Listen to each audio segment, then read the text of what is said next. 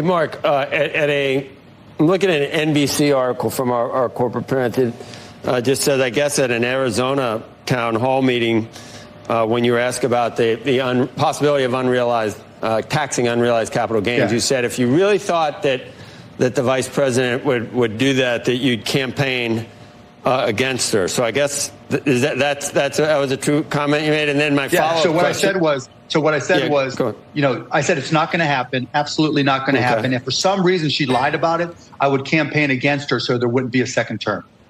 Okay. Then what I was going to ask you is, and I'm not going to go through, these are there's like 20 things, but I'll just pick out a couple that I think would be really scary. If she were to try to abolish the filibuster, if you knew she was going to do... I'm against that. Yeah, I don't agree with that. Next. And then how about free health care for all? She doesn't talk about that. So here's exactly what she's talking about with health care. But there were some things she has said. I can pick out probably 10 things where... Well, Joe, I can go back to an interview. You would say, yeah, I'd campaign against her. So what do you like? That is an easy question to answer. The number one and probably only thing that Mark Cuban likes about Kamala Harris is the fact that she is an empty suit that is for sale. Okay, and there's no doubt in my mind that she has sold herself to Mark Cuban, probably cheaply, okay, in exchange for his money and his support, and him being a propagandist on her behalf, because she is not smart enough to push her own propaganda and to gaslight the American people in a way that is actually convincing and credible. No. So again, this is why she's recruited Mark Cuban, who probably is going to get some position in her administration if she wins, which looks very highly unlikely, but this is what he's hoping for, okay? The problem with Mark Cuban, though, is that this guy is almost as dumb as Kamala Harris, and at this point, he appears to be bored with Kamala Harris and her campaign, evidenced by the fact that he was caught dozing off in the middle of Doug Pimp Hand Strong Imhoff's speech at a Kamala Harris rally. Take a look. 30 years, so I didn't have to explain to her like what I do for a living. And for 6 or 7 of those years, I had my own small firm.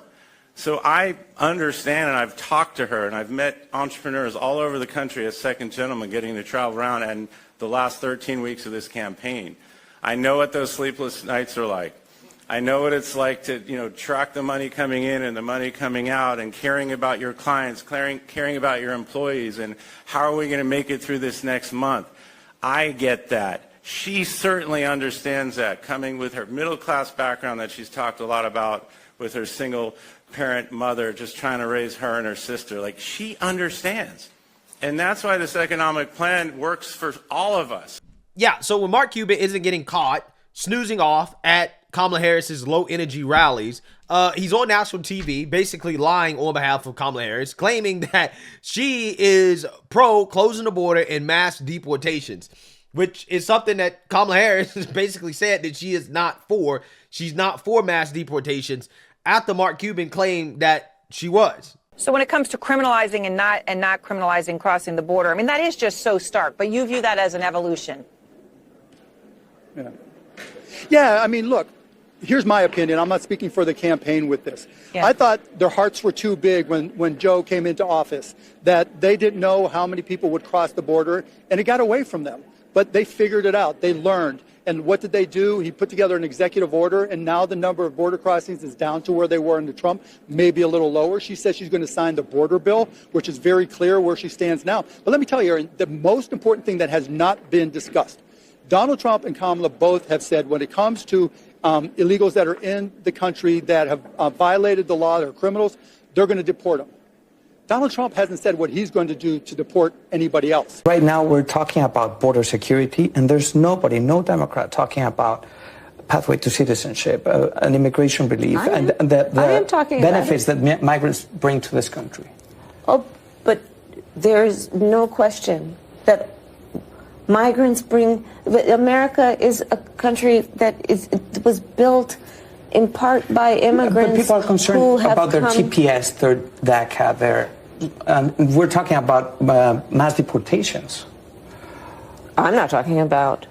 What do you stand on mass deportations? What's your stand there? We need smart, humane immigration policy in America that includes a pathway to citizenship.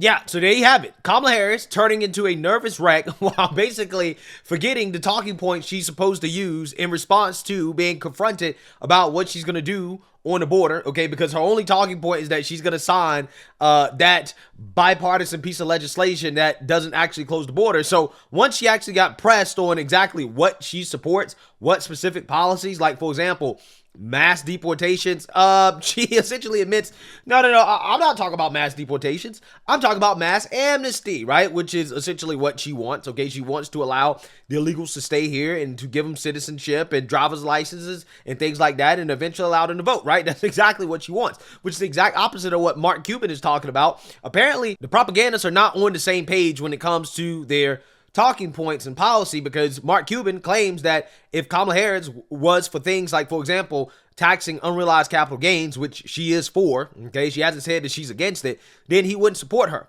Okay, he said that, hey, I wouldn't support her if she was for getting rid of the filibuster, which she has come out here and said she is for getting rid of the filibuster. Okay, and now Mark Cuban is out here claiming that Kamala Harris is for deportations when she is not, right? She literally said, I am not, right? That's not what she's talking about. So again, I'm just saying, I don't know. Is Kamala Harris telling Mark Cuban different things behind closed doors than what she's telling the American people? And if so, why is that, right? Why is Kamala Harris lying about what she wants to do and who she is?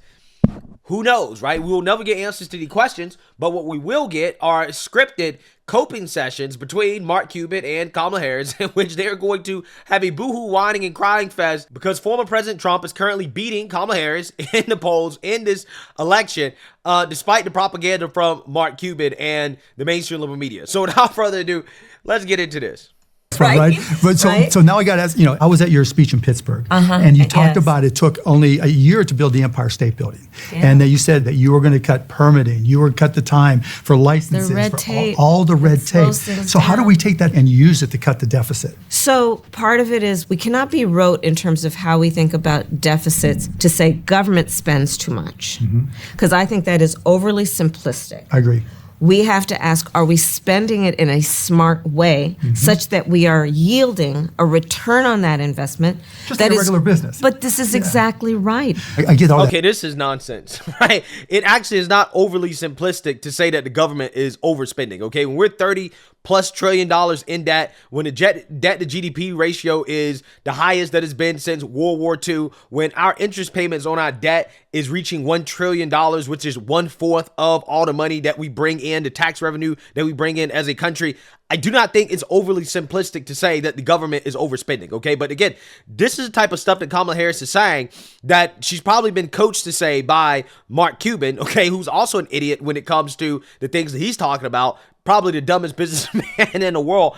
I'm just keeping it 100. The dumbest billionaire award goes to Mark Cuban, because ultimately, you cannot tell me that there's a positive return on investment with the amount of money that we're currently spending as a country, right? Was there a positive return on investment with the trillions of dollars that we spent fighting wars in the Middle East, right? If so, what was the positive return on investment? Because we went into Afghanistan to take out the Taliban, and then 20 years later, trillions of dollars later, thousands of dead U.S. soldiers later, thousands of dead civilians later, the Taliban still has control of Afghanistan. So what was the positive return on investment? That contributed to our debt, okay, and government overspending. What about Iraq? Iraq is not a stable country right now, right? It's less stable than it was when Saddam was in charge. What about Syria? What have we accomplished in Syria? Look at what's going on in Libya, right? I'm just saying, I'm trying to figure out exactly where the positive return on investment is for all these wars that we have spent trillions of dollars on fighting in the Middle East, right? So again, if you want to have this conversation about return on investment, which apparently this is something that Kamala wants to have, okay? She wants to justify more government spending, okay, by saying that, well, it yields a positive return on investment. Okay, well, let's actually look in that. Let's actually get into the details. But she's never going to get into the details because she doesn't know what the hell she's talking about, okay? Also, on top of that, what was the positive return on investment for the $40+ billion that Kamala Harris oversaw, by the way, to expand broadband into rural areas of America when none of the infrastructure for that has been built, right? Nobody has been connected to this government network that, again, Kamala Harris is overseeing, that she signed off on. What is the positive return on investment? What is the positive return on investment on the billions of dollars that we spent to build electric chargers on federal highways? and only a handful of them have been built, right? What is the positive return on investment for that? And then this woman has the nerve to try to compare running the government or the government running a massive debt to a business, right? Overspending. Again, if you had a business and you looked at the balance sheet, you looked at the income statement and you saw that, hey, this company, their interest payments are 1/4 of all the revenue that they bring in, right? They have to pay 1/4 of that in interest. Yeah, you should be shorting that company, right? That company is on the verge of going bankrupt, right? That's what would normally happen in a regular business. Okay, so again, this woman is just very ignorant. That right. So here's kind of the angle I was looking at tariffs on. I've known Donald Trump 25 years. He used to be okay on trade policy, but over the last 25 years, he's just lost it. I don't think he pays attention to the details, and you can't be president of the United States unless you pay attention to the details. Yeah, that's fine if he wants to, just give speeches in random places for random reasons, but to talk about such significant policy like tariffs, much less foreign policy, he is applying a machete when a scalpel is what's necessary. Wow, amazing, because again, this administration, the Biden-Harris administration, agreed with Trump on tariffs, right? Specifically on China. It's just funny how that works. She's essentially trash talking Trump on tariffs when her administration agrees with Trump on tariffs. Again, it's funny how that works. When you know the actual facts and you listen to these conversations, you just understand just how silly and how stupid this is. It makes no sense to me whatsoever. To me, I think Donald Trump is the Grinch that stole Christmas. This time next year, we're going to be thinking about Christmas presents for all of our kids. And if he puts a 60% tariff on everything from China, those prices are going up. And now all of a sudden, your vision of everything you wanted to have for your kids at Christmas is gone. Donald Trump just crushed it. And it's not just crushing people's Christmases. Those small companies that support communities, now all of a sudden, not only did their costs go up 60%, but their businesses were just shot. Right. He is going to put who knows how many small businesses out of business. Goldman Sachs, Moody's, Wall Street Journal most recently, 16 Nobel laureates have all examined our policies. Mine, as has been reviewed, will strengthen the economy. His will weaken it. It will incite inflation and invite a recession by the middle of next year, Mark. I don't think that's hilarious because that literally is what happened under her and Biden's administration, right? That's the funny part about it. She keeps warning about things that Trump will do that will result in things that happened during the Biden-Harris administration that didn't happen during the Trump administration, right? The tariffs that Trump put on China did not result in massive inflation, okay? It did not result in the cost of goods going up 60% like Mark Cuban is claiming. But yet, the Biden-Harris administration, their policies actually resulted in that type of inflation. This coping fest clearly is full of projection, okay? If you guys want to know what Democrats are going to do or the results of their policies, just listen to them talk about Trump and what Trump is going to do. Whatever they say that Trump is going to do, either has already happened under the Biden-Harris administration or would happen in a Kamala Harris, Tim Walz administration. He's ever run a company where you have to go deal with the fundamental basis of your business. He has no clue. And the worst part is he doesn't care. Wow, listen to this nonsense, right? Listen to this nonsense. Mark Cuban is essentially trying to criticize President Trump for not having business experience that he feels is relevant. But yet Kamala Harris literally has no business experience whatsoever, right? This guy is really saying that Trump, as a multi-billionaire real estate mogul, doesn't have relevant business experience, but yet the person that he's supporting hasn't run a business at all, period. Yo, this is crazy. This is absolutely insane. I forget he was handed so much of what he's had and has lost it. And he doesn't understand how people like you and so many others, and this is what I love about the American people, who are hardworking, who have grit, who are innovative, and who start with nothing and make something. And that's something he doesn't get. No, obviously I've been investing in startups forever. When I work with these companies, it's their whole life. They've given up something, and he doesn't realize that this person has worked 5 years, 10 years to save up enough money to start this business, or they just went for it. And he doesn't get that. And that's where the tax credit, and that's the other reason why talking about childcare and daycare, being able to have $6,000. So if you have a child and a newborn, you can keep on working. A crib and a car seat. How are they going to actually afford, especially during that first year of the child's life? Right now, for so many of Gen Z, Gen X, the idea of the American dream is really elusive. It was an older concept. It's tough. Yeah. And a big part of it being housing supply. We don't have enough. And so the prices go up. Yep. That's why I want to build more housing supply, but also work with developers and home builders to cut the red tape and to get them hardcore tax entrepreneurs. credits. Hardcore entrepreneurs. Yeah, I think that is so important because, you know, one of the questions I get all the time is about work-life balance. Yeah.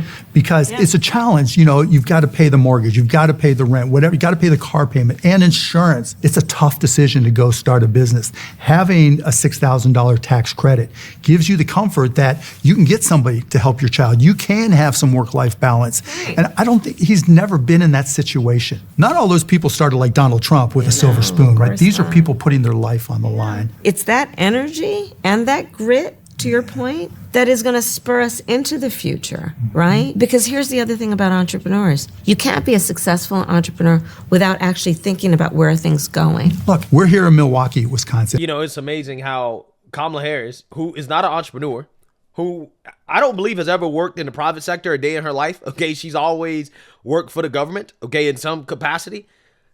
How is it that she can relate to an entrepreneur more so than Trump, who has spent his whole life as an entrepreneur, right? Say what you want about him being born into the Trump family, but regardless of that, he still is an entrepreneur. He still is a businessman. He still has started and run multiple successful businesses.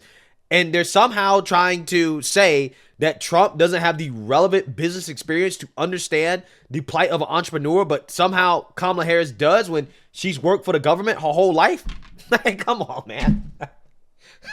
This level of gaslighting is legendary. It really is. And again, this is the type of stuff you put out there when you think the American people are stupid, right? You really are trying to tell the American people Trump doesn't understand what it's like to run a business, but Kamala Harris does.